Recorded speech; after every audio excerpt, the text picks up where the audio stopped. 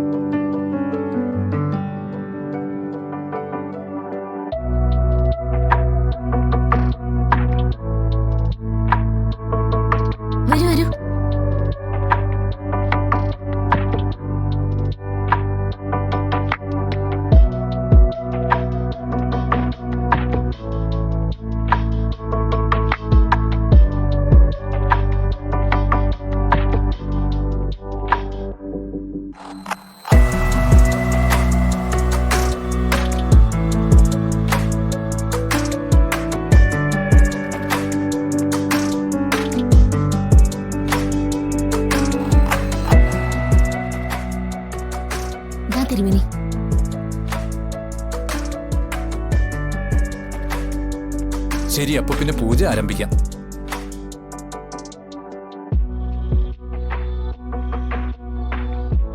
മനസ്സിലെ നിഷേധബുദ്ധിയും നിന്ദാഭാവവും ഒക്കെ മാറ്റിവെച്ച് ഭക്തിയോടും വിനയത്തോടും കൂടി വേണം പൂജയിൽ പങ്കെടുക്കുവാൻ. വിളക്കിനെയും നിറപറയെയും ഹോമാഗ്നിയെയും സാക്ഷിയാക്കി വിവാഹത്തിന്റെ ചടങ്ങുകൾ തന്നെ വേണം ഇവിടെ അനുഷ്ഠാനപൂർവ്വം ചെയ്യാൻ. അത് തന്നെയാണ് പൂജയുടെ പ്രധാന ചടങ്ങും. എന്നാ പിന്നെ ആരംഭിക്കട്ടെ.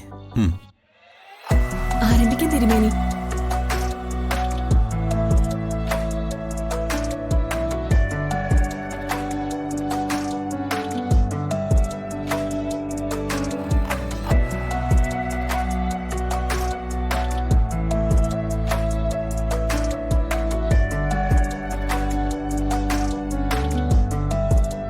ഇനി വധുവിന് പുടവ കൈമാറാം.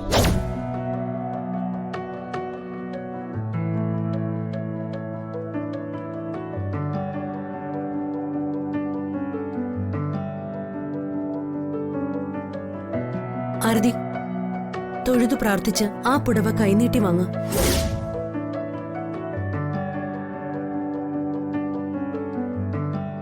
ആരതി, വാ.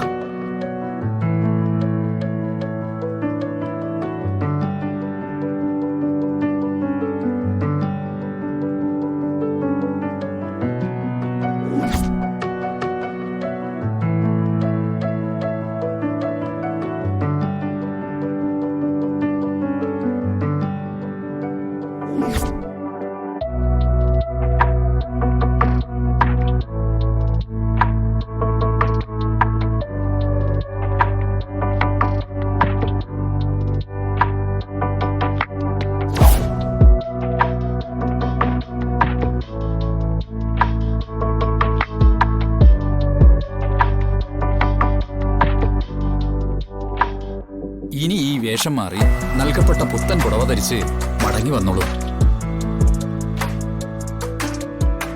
വരും.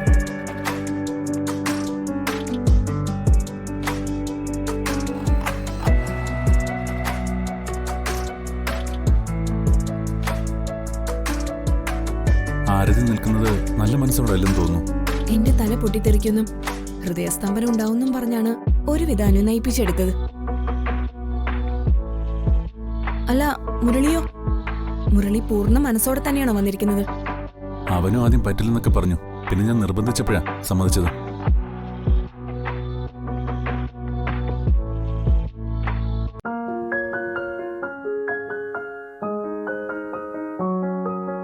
കൊച്ചേട്ടനും ആരതിക്കും ഉണ്ടായതുപോലെ ഒരു സാഹചര്യം നമുക്കുണ്ടായ വല്ലവരും വലിച്ചെറിഞ്ഞ താലി ഉപയോഗിക്കാതെ ഫ്രഷായി തന്നെ ഉപയോഗിക്കാൻ വേണ്ടി ഞാൻ തന്നെ ഒരെണ്ണം വാങ്ങിച്ചു വെച്ചതാ.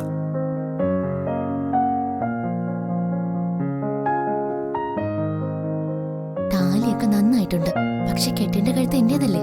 അവിടെ വന്നത് കെട്ടു മുമ്പ് ചേച്ചിയുടെ അനുവാദവും ആശീർവാദവും ഉണ്ടാവണം. അല്ലാതെ നടക്കില്ല കേട്ടോ. അല്ല, പെട്ടെന്നൊരു ആക്സിഡന്റൽ സിറ്റുവേഷനില് ഒരു സിറ്റുവേഷനും നടക്കില്ല. ആരതി അല്ല ആര്യ, അത്ര തന്നെ. എന്നാ വേണ്ട, ചേച്ചി അനുഗ്രഹിച്ചിട്ട് മതി. ശരി, അപ്പം നിർവിഘ്നവും സുദീർഘവുമായ ദാമ്പത്യം പ്രാർത്ഥിച്ചുകൊണ്ട് ഹോമകുണ്ടത്തിലേക്ക് ഹവിസ് അർപ്പിക്കാം.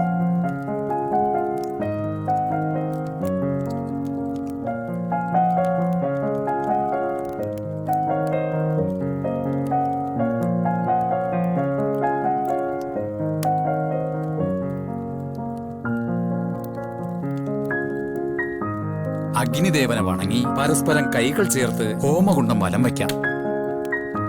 കന്യാദാനം നടത്താം.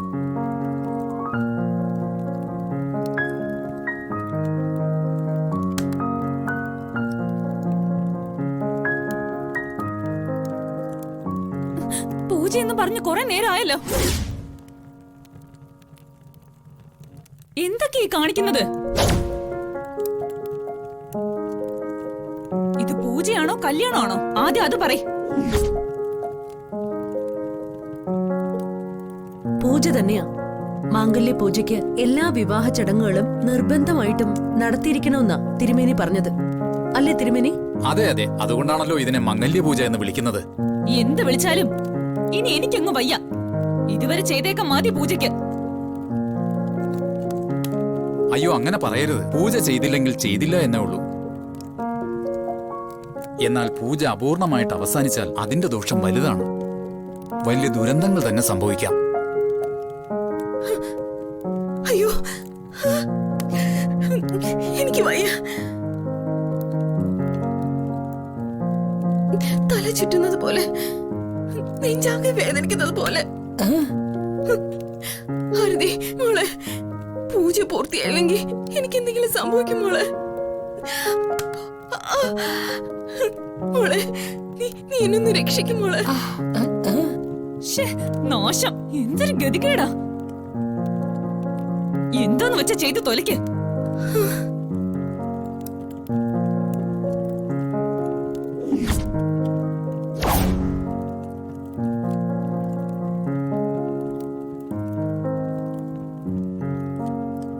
ഹോമകുണ്ടം വലം വെച്ച് കഴിഞ്ഞാൽ സന്ധ്യ കഴിയുമ്പോ തുളസിക്ക് മുന്നിൽ വിളക്ക് വെച്ച് അരുന്ധതി നക്ഷത്രത്തെ ദർശിക്കണം.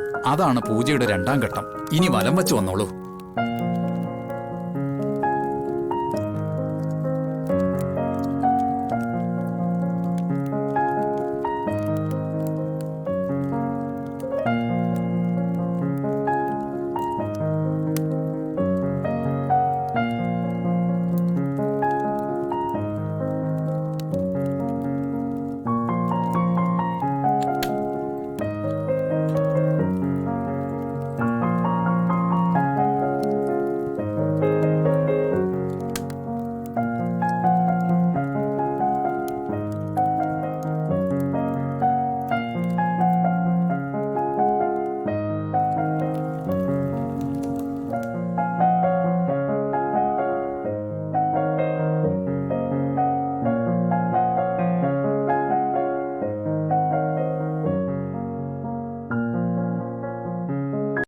ഡൗൺലോഡ് ചെയ്യൂ C5 ആപ്പ്. കാണൂ എല്ലാ എപ്പിസോഡുകളും സൗജന്യമായി.